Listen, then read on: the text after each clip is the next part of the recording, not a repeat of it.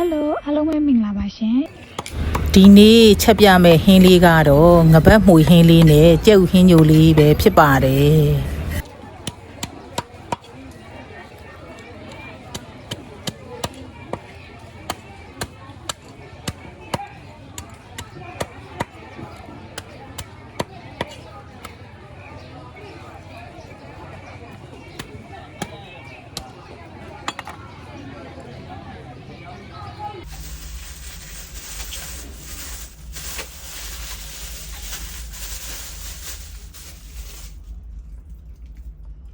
ဒါကတော့ဈေးရဝယ်လာတဲ့ငပတ်ပါငပတ်ကိုဒီနေ့ငပတ်မှုလေးချက်ပါမယ်ဈေးတွေကတခါတည်းတုံးပေးလိုက်တာဆိုတော့နောက်မှဆိုရင်တော့အကောင်လိုက်တခါတည်းချစ်လို့ရတယ်အခုကတုံးပြီးသားလေးဖြစ်နေတော့ဒီလိုလေးတွေတော့ကိုယ်အိမ်မှာကိုပြန်ချစ်ပေါ့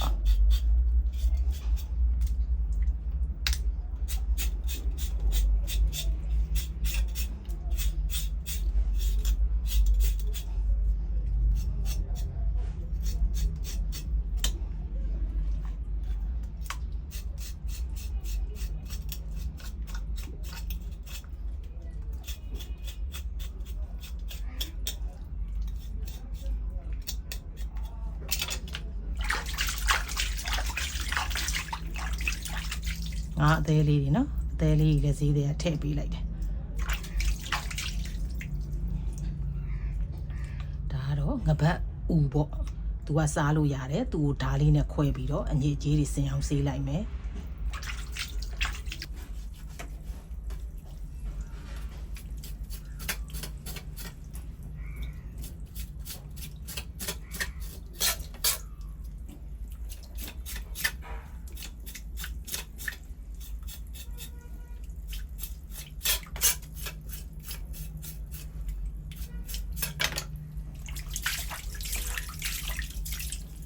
ဘက်ဦးလေးကိုဒီလိုမျိုးလေး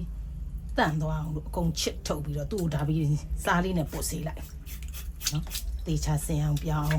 ချစ်ပြီးသွားလို့ရှိရင်စားလေးနဲ့ပုတ်ဆေးလိုက်ရင်ဟင်းနဲ့ထည့်ချက်လို့ရပါပြီကဲအကုန်လုံးတန့်စင်သွားအောင်ဆေးလိုက်ပါမယ်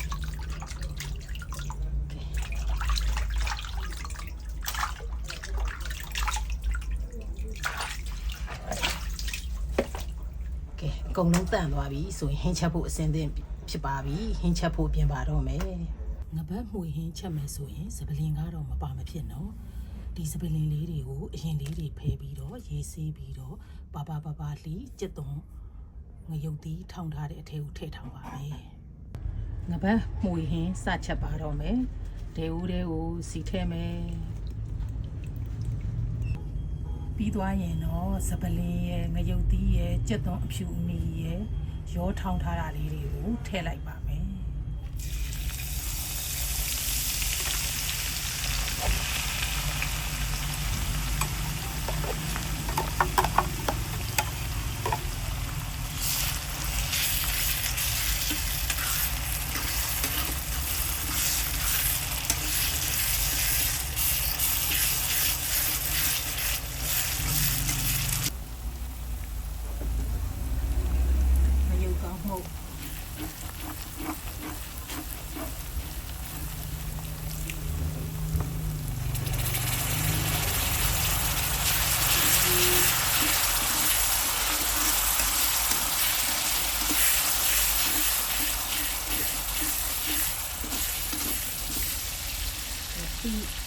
ปี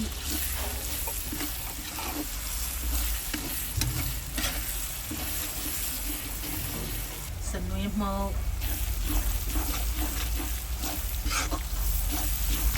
มาเทเม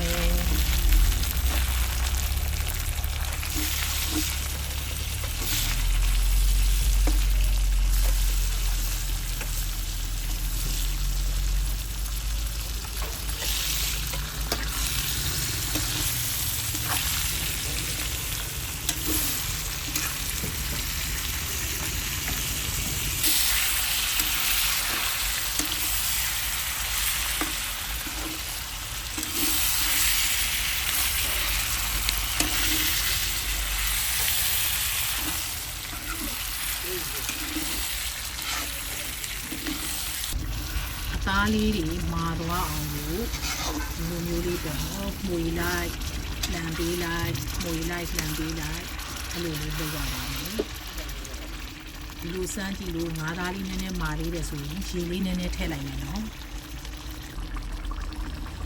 ငါးသားလေးတွေနူးလာပြီဆိုလို့ရှိရင်ဒီလိုထိုးချေလိုက်ငါးသားတွေကိုအဲ့လိုထိုးချေလိုက်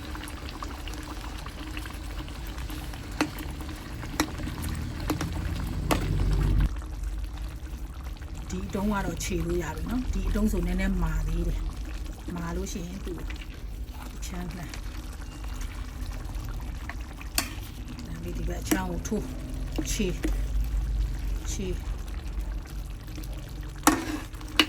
ဒီတုံးလေးခြေဒါတွေကိုအကုန်လုံးခြေလိုက်တယ်နော်ရောင်းမလေးနဲ့ထိုးပြီးတော့ဒီအသားတွေကိုအကုန်ခြေလိုက်တော့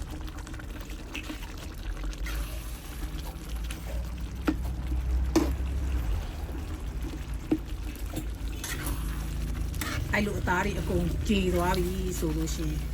စိတ်ရှည်လက်ရှည်နဲ့မီးအေးလေးနဲ့ထွက်လာတဲ့အယိုးတွေကိုဖယ်ပေးလိုက်ပြန်မှုေလိုက်ထွက်လာတဲ့အယိုးလေးတွေကိုဖယ်ပေးလိုက်ပြန်မှုေလိုက်လုပ်ရမယ်နော်ငါးလေးတွေအားလုံးကြေသွားတယ်နော်ဒီလိုမျိုးငါးလေးတွေအားလုံးကြေသွားတဲ့အထိခြေပေးရတာလေပြီးလို့ရှိရင်နော်အသားလေးတွေမာသွားတဲ့အထိပြန်ပြီးတော့ချက်ရပါမယ်ငပတ်မှုရလေးနည်းနည်းတော့စိတ်ရှိရှိလေးချက်ရတယ်နော်ပြီးလို့ရှိရင်အယိုးလေးတွေထွက်လာရင်အဲ့ဒါလက်ကလေးနဲ့ဖယ်ရမယ်ဒီအနေထားလေးဆိုရင်တော့ငပတ်မှုလေးရပါပြီနော်ကျမတို့ကတော့ဒီလိုပဲနည်းနည်းပြုတ်ထက်ကလေးစားခြင်းလို့မဟုတ်လို့ဒီအနေလောက်ကလေးပဲချလိုက်တာပါတချို့အသားကိုဒီထက်မာတာလေးစားခြင်းလဲဆိုလို့ရှိရင်တော့နည်းနည်းလေးထက်တယ်လိုက်ပေါ့နော်အသားလေးတွေတော်တော်လေးမာသွားတဲ့အထိဒီအနေလေးထူဆိုရင်လဲချလို့ရပါပြီ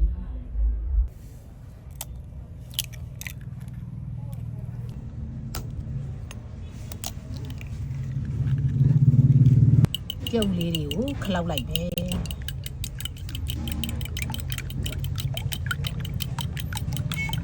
ဘာမှမှုေတန်နေပါဒီခလောက်တန်နေမလို့အိမ်မှာရှိတဲ့ခရင်လေးနဲ့ပဲကလောက်နဲ့ခောက်လိုက်အဲ့ဒါဆိုရင်ရပြီ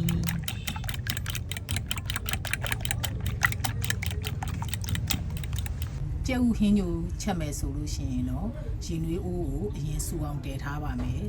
ရေစူလာပြီဆိုလို့ရှိရင်ခုနခလောက်ထားတဲ့ကြက်ဥလေးတွေကိုဖြည်းဖြည်းချင်းထည့်ပြီးတော့ဝေပါမယ်ဖြည်းဖြည်းချင်းထည့်ပါမယ်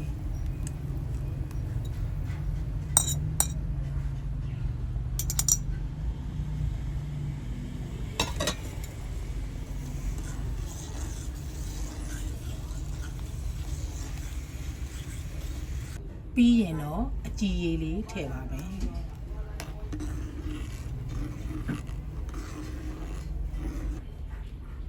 ကြက်သားမှုန်လေးနည်းနည်းထည့်မယ်စားလေးနည်းနည်းထည့်မယ်လှီးထားတဲ့ကြက်သွန်ဖြူလေးတွေခတ်လိုက်မယ်ငရုတ်ကောင်းမှုန့်ထည့်မယ်ပြီးရင်တော့တရုတ်နန်နန်လေးတွေကိုကကြီးလေးနဲ့ကွကြည့်နဲ့ညှက်ပြီးတော့ထည့်လိုက်ပါမယ်ရှင်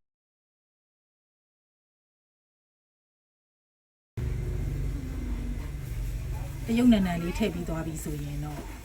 အရန်ကိုတောက်လို့ကောင်းတယ်ကျုပ်ဟင်းညိုလေးရပါပြီ